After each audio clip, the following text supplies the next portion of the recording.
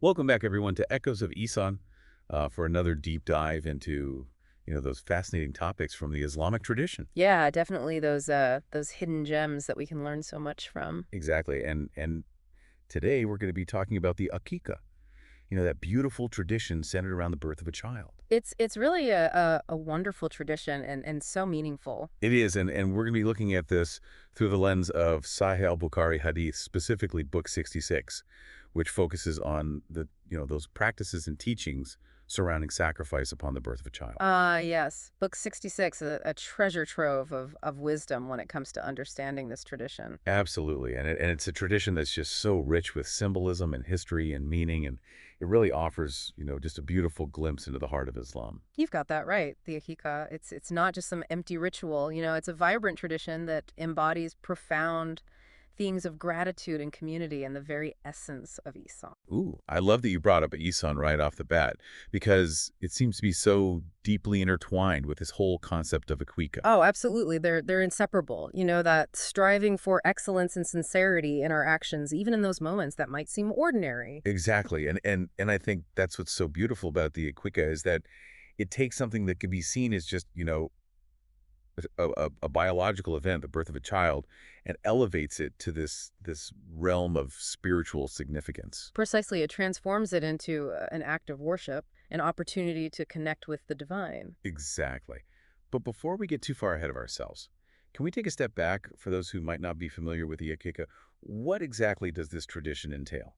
Of course, at its most basic level, the Aqiqah is an Islamic tradition where an animal, usually a sheep or a goat, is sacrificed on the seventh day after a child's birth. Okay, so there's an element of sacrifice involved. Yes, and this act of sacrifice is a way of expressing gratitude to God for the blessing of a new life, acknowledging the preciousness of this gift, and seeking blessings and protection for the child. It's like this outward expression of thankfulness, acknowledging that this new life is a gift from God. Precisely, and it's not just an individual act. The meat from the sacrifice is then shared with family, friends, neighbors, and especially those in need. So it's like this beautiful ripple effect where this very personal act of welcoming a new life into the world expands outward, touching the lives of so many others. That's a beautiful way to put it. It's not just a family celebration, it's a communal one, weaving together this tapestry of shared joy and support. I love that. And it really speaks to that core Islamic value of community, doesn't it? That we're not just individuals. We're part of this larger web of relationships,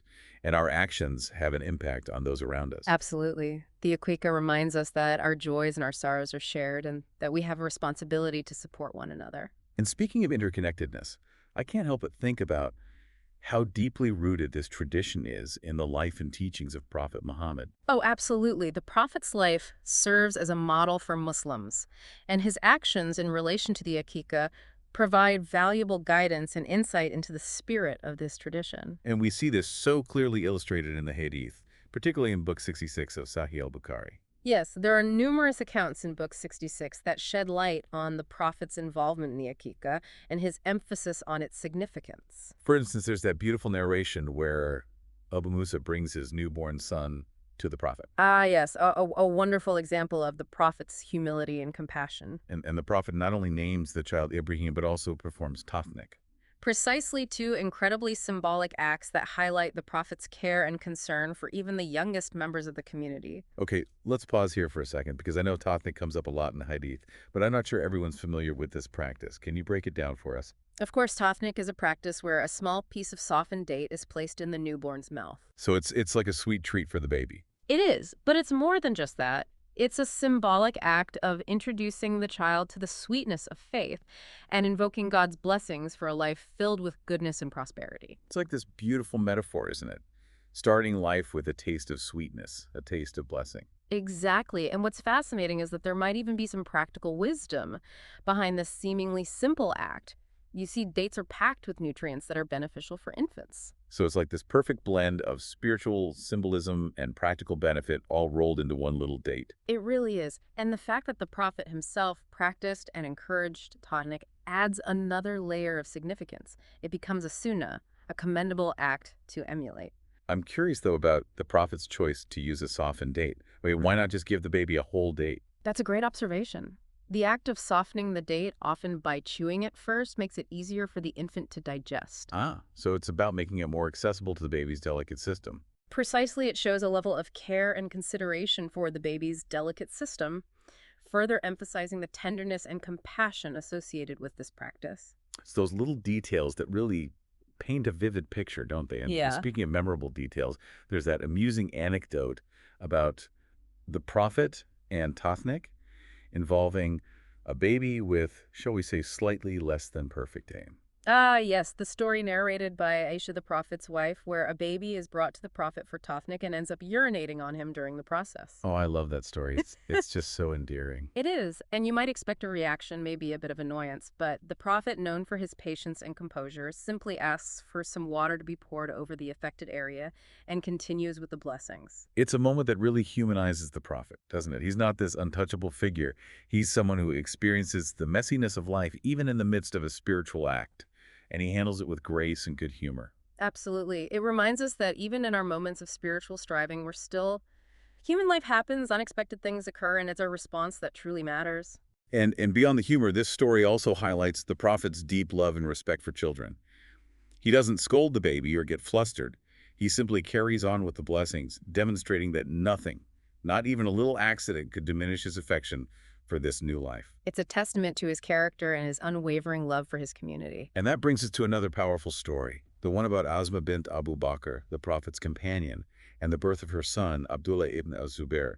This wasn't just any birth. This was the first child born in the Islamic era, a time of great anxiety and uncertainty for the nascent Muslim community. Ah, yes, a time when the Muslims were facing immense challenges and their very survival was at stake. And I remember reading that it was a time when many believed that the Muslims had been cursed with infertility by their adversaries, the Jews. Exactly. So imagine the weight of expectation and hope that rested on this child's tiny shoulders. It's like this symbol of hope emerging in the midst of darkness. Precisely. And Asma, heavily pregnant, journeyed from Mecca to Medina and gave birth in Quba, a place of historical significance for the early Muslim community. So the very location of Abdullah's birth was imbued with symbolism, marking a new chapter in the story of Islam. Exactly. It was a sign that the Muslim community was taking root, establishing itself in a new land.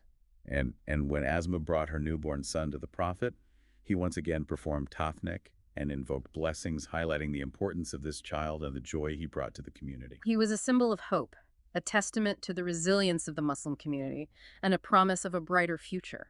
It's incredible how a single birth could carry so much weight, so much meaning for an entire community. It speaks to the power of new life, especially in the context of a community that was facing so much adversity. Abdullah's birth was a sign that they were thriving, that they had a future, that they would continue to grow and flourish. And it's fascinating how the Aqiqah, this tradition that we're exploring, becomes a way of acknowledging and celebrating that new life, that hope, that continuity. It's like a tangible expression of the community's collective joy and gratitude. That's a beautiful way to put it. The Aqiqah in this context becomes more than just a ritual. It's a statement of faith, a symbol of resilience, and an act of defiance against those who sought to undermine the Muslim community. This is all so incredibly fascinating. Okay, so we've talked about the symbolism, the historical context, the Prophet's example, and even the potential health benefits of Tathnik. But what about the sacrifice itself? What's the deeper meaning behind this central act of the Aqiqah? I know Hadith 380 in Sahih Bukhari really dives into the heart of this. You're right. Hadith 380 is a pivotal point in our understanding of the Aqiqah. In this hadith, the Prophet explicitly links the Aqiqah to relieving a newborn suffering. Relieving a newborn suffering, that's an interesting concept. It is, and the statement has generated much discussion and interpretation among scholars over the centuries, leading to a rich tapestry of understanding. So let's unravel that tapestry a bit. What are some of the interpretations of this suffering that the Aqiqah is meant to alleviate? Well, on the most basic level, some scholars believe it refers to the physical discomfort a baby experiences during birth. Right, birth is no walk in the park. Exactly. It's a strenuous process, a challenging transition from the womb to the outside world. It's like this sudden shift from a state of complete dependence to one where you're exposed to all these new sensations and experiences. Precisely. And the Aqiqah, in this sense, is a way of acknowledging that hardship and offering a symbolic act of comfort and support for the newborn. It's like saying, we recognize your struggle, little one, and we're here to help ease your transition into this world. That's a tender way to look at it. Yeah. It's about recognizing that even in joy, there can be hardship, and offering support and comfort during that vulnerable time. Exactly, but it goes beyond just the physical. Some scholars interpret the suffering more symbolically, referring to the spiritual vulnerability of a new soul entering this world. Imagine a delicate seed being planted in the ground. Okay, I can see where you're going with this. It's vulnerable to the elements, to pests, to all sorts of challenges. It needs protection and nourishment to grow strong. So the Aqiqah in this sense is like creating a spiritual shield around the child, protecting them from harm as they embark on this new journey of life. Precisely, it's about seeking God's protection for the child's spiritual well-being, safeguarding them from negative influences, and ensuring their growth in faith and righteousness. And the sacrifice itself, the giving up of something precious, becomes an act of seeking that divine protection and blessing. Exactly. And on yet another level, the act of sacrifice can be seen as an expression of gratitude for the gift of this new life. It's like saying thank you for this incredible blessing. Precisely, by willingly giving up something of value, we demonstrate our appreciation for the blessings we've received and our recognition of God's ultimate ownership of all things. It's a way of saying thank you for this precious gift. We acknowledge that it comes from you, and we are willing to make sacrifices in return. So the Aqiqah becomes this multi-layered act of love, protection, and gratitude woven together with threads of spiritual symbolism and communal support. Beautifully said. And this is where the concept of Ihsan truly shines through. Remember, Ihsan is about striving for excellence and beauty in our actions, doing them with the utmost sincerity and devotion as if we are in the presence of God. It's about going beyond just the outward motions.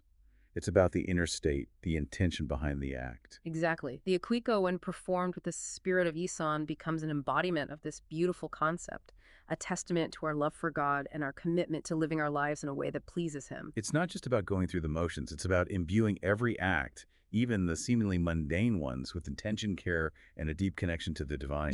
It's about recognizing that even in the midst of life's joys and challenges, we can find opportunities to cultivate Ihsan, to refine our character, and to draw closer to God. This has been so insightful, but we've got a lot more to cover, including how the Aqiqah is distinct from pre-Islamic pagan practices. So we're going to have to pause here for now, but don't go anywhere. We'll be back in the next part of our deep dive to continue this fascinating exploration. Welcome back to our deep dive into the Aqiqah. We've been exploring the spiritual depth and historical significance of this beautiful tradition, tracing its roots back to the Prophet Muhammad himself.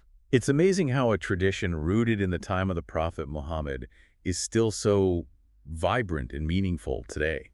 That speaks to the enduring wisdom and universality of these practices.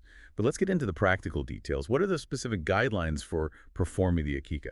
Okay, so first off, it's important to understand that the Aqiqah is highly recommended but not obligatory in Islam. It's considered a sunnah, meaning a practice of the Prophet Muhammad that is encouraged but not strictly mandatory. So it's a choice driven by faith and devotion, not by compulsion. Exactly, and this really highlights the emphasis on intention in Islam. It's not just about blindly following rules. It's about understanding the spirit behind the practices and performing them with a heart full of sincerity and devotion. That makes a lot of sense. Yeah. Now, you mentioned that the Aqiqah is traditionally performed on the 7th day after the child's birth. What's the significance of this timing? The seventh day holds a special place in Islamic tradition. It mirrors the 7 days of creation as described in the Quran, symbolizing the completion of a cycle and the beginning of a new one. So performing the Aqiqah on the 7th day connects the birth of the child to this cosmic order, aligning it with the very fabric of creation. But it's important to note that this timing isn't set in stone. So there's flexibility built into the tradition. Absolutely. Life is full of unexpected turns, and Islamic teachings are designed to be practical and adaptable to different circumstances. If for some reason the Aqiqah can't be performed on the 7th day, it can be done later, even when the child is older. What matters most is the intention behind the act. That's reassuring to know. Now, we've talked about the timing, but what about the animal itself? What are the guidelines for choosing the animal for the Aqiqah? The preferred choice for the Aqiqah is a sheep or a goat. There are specific guidelines regarding the animal's age and health, ensuring that it's a worthy offering to God. It sounds like it's not just about grabbing any random animal from the flock. There's a sense of intentionality and respect for the sacrifice. Precisely. The animal should be healthy, free from any defects. And of a certain age, this signifies that it's a valuable offering, a reflection of our desire to give our best to God. It's about honoring the sanctity of life and acknowledging that this act of sacrifice is a form of worship. So the selection of the animal itself is imbued with spiritual significance. It's not just a transaction, it's an act of devotion. You've got it. And this emphasis on intention and mindfulness carries through to the process of the sacrifice itself. The aqiqah is carried out according to Islamic guidelines, ensuring that the animal is treated humanely. Can you elaborate on that a bit? What does a humane slaughtering process look like in this context? Of course, in Islam, the animal must be treated with respect and compassion throughout its life. And at the time of slaughter, the slaughtering process is designed to minimize pain and distress. The animal is handled gently, and a sharp knife is used to quickly sever the jugular veins, ensuring a swift and painless death. This is all done while reciting specific prayers and invocations, dedicating the act to God and seeking his blessings for the child. So even in this act, that might seem harsh to some, there's this underlying current of compassion and respect for the animal's life. Exactly. It's about recognizing that all life is sacred and that we have a responsibility to treat all creatures with kindness and mercy. And beyond the ethical considerations, there are also practical reasons for ensuring a humane slaughter. A stressed or frightened animal releases hormones that can affect the quality of the meat, making it tougher and less palatable. So from both an ethical and practical standpoint, a humane approach is essential. That's really interesting. I never thought about the connection between an animal's well-being and the quality of the meat. It's a reminder that even in seemingly mundane aspects of life, there are layers of wisdom and interconnectedness that we might not always be aware of now. After the sacrifice, the meat is divided into 3 portions. Oh, right. I remember you mentioning that earlier. Tell me more about that. Absolutely. One portion is for the family, another is shared with friends and neighbors, and the third is distributed to the poor and needy. This act of sharing is a core element of the Aqiqah, highlighting the importance of community and social responsibility in Islam. It's about turning a personal celebration into an act of generosity and compassion. Precisely. The Aqiqah isn't just about celebrating within the family, it's about extending that joy outwards, sharing it with the wider community, and especially with those who are less fortunate. I love that it's like a reminder that our blessings are meant to be shared, that our joy is multiplied when we include others. Exactly. And this act of giving also serves to purify our wealth and acknowledge that ultimately everything we have comes from God. By sharing our blessings with others, we're expressing gratitude for what we've been given and recognizing that our wealth is not truly ours to hoard, but rather a trust from God to be used for good. It's a powerful reminder that our faith should be reflected in our actions and the way we treat others and in our commitment to making a positive impact on the world around us. You've got the Aqiqah as a beautiful example of how spiritual practices can have real-world implications, fostering a sense of community, promoting social responsibility, and reminding us of our interconnectedness as human beings. And it's worth noting that while the core principles of the Aqiqah remain consistent, the way it's practiced can vary across cultures and regions. So it's not a monolithic tradition. There's room for cultural expression within the framework of Islamic guidelines. Exactly. For instance, in some cultures, the Aqiqah might involve elaborate feasts and celebrations, while in others, it might be a more subdued affair. The specific ways of preparing and distributing the meat, the type of clothing worn by the baby, and the accompanying festivities can all differ based on local customs and traditions. So it's like a tapestry woven from threads of faith and culture, creating a rich and diverse expression of this beautiful tradition. That's a great analogy, and it's these variations that keep the tradition alive and relevant, allowing it to adapt to different contexts while staying true to its core values. It's a beautiful example of how faith and culture can complement and enrich each other. This is all so fascinating. I'm already starting to see the Aqiqah in a whole new light. Yeah. But before I move on, I have one more question about the practical aspects of performing the Aqiqah. Yeah. What about the modern world where many people are moving towards vegetarianism or veganism? How does this tradition, with its emphasis on animal sacrifice, navigate this evolving landscape of dietary preferences and ethical concerns? That's a great question, and one that many Muslims grapple with today. It's a fascinating intersection of faith tradition and evolving ethical perspectives, and that's exactly what we'll be unpacking in the final part of our deep dive into the Aqiqah. So stay tuned because this is where things get really interesting. Welcome back to Echoes of Ihsan for the final part of our deep dive into the Aqiqah. Yeah. We've really covered a lot of ground so far, from the spiritual significance to the practical guidelines and the cultural variations. But now I think we're at a point where we need to address a question that's becoming increasingly relevant in the modern world. Absolutely.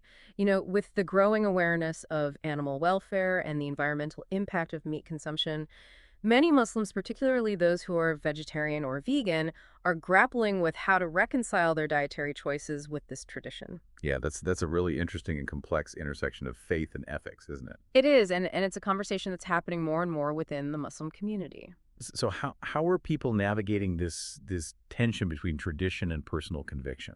Well, there are a few approaches that are emerging. Some argue that the essence of the Aqiqah lies in the intention and the act of giving, not necessarily in the specific form of the sacrifice. So it's not about the literal act of sacrificing an animal, but rather the spirit behind it. Exactly. So instead of sacrificing an animal, they might donate the equivalent cost of the animal to a charitable cause, like feeding the hungry or supporting an orphanage. Okay, so it's like a symbolic act of sacrifice, but one that aligns with their ethical values. Precisely. It's about finding a modern expression of the Aqiqah that resonates with their values and their understanding of the world. That makes a lot of sense. It's about adapting the tradition to fit the context of our lives while staying true to the spirit of the practice. Are there any other approaches that people are exploring? Yes, absolutely. Others might choose to perform a symbolic Aqiqah using a non-animal substitute, like a fruit basket or a plant. Interesting. So it's about maintaining the ritual aspect of the Aqiqah, but replacing the animal sacrifice with something that reflects their plant-based lifestyle. Exactly. The idea is to mark the occasion with a symbolic gesture that honors the sentiments of gratitude, celebration, and community without involving the sacrifice of an animal. It's fascinating how these adaptations reflect the evolving understanding and interpretation of religious practices within a changing world. Shows that faith is not static. It's a living tradition that can adapt and grow alongside our understanding of the world. You've hit the nail on the head, and it highlights the importance of dialogue and critical thinking within faith communities.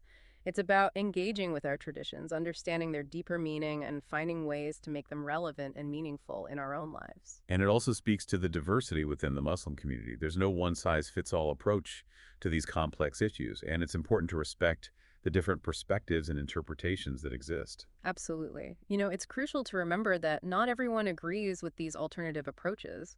Some traditional scholars maintain that the animal sacrifice is an integral part of the Aqiqah and that substituting it with something else undermines the essence of the tradition. Right. They might argue that the act of sacrificing an animal is specifically mentioned in the Hadith, and that deviating from this practice goes against the teachings of the Prophet Muhammad. Exactly, and it's important to acknowledge and respect these viewpoints as well.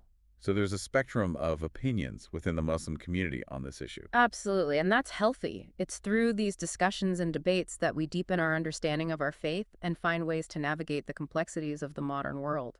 It's about recognizing that there's not always a one-size-fits-all answer, and that different individuals and communities might arrive at different conclusions based on their own interpretation and understanding. Precisely, the key is to approach these conversations with respect, humility, and a willingness to learn from each other. We can engage in these discussions without judgment, seeking to understand the reasoning behind different viewpoints, and recognizing that ultimately each individual must make their own choices based on their own conscience and understanding of their faith. This has been a truly enlightening journey through the Aqiqah, from its ancient roots to its modern interpretations. What are some final thoughts you'd like to leave our listeners with?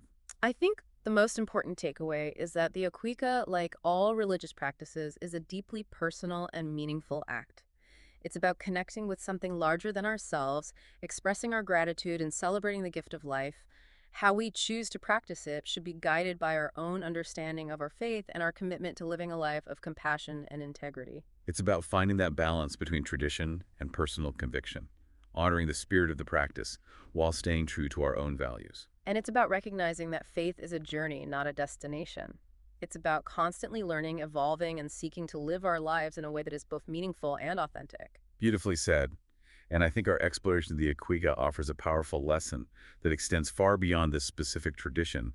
It teaches us that we can approach all aspects of our lives with this same spirit of intentionality, compassion, and mindfulness. Whether it's our relationships, our work, or our interactions with the world around us, we can strive to embody the values of gratitude, generosity, and excellence that are at the heart of the Aqiqah.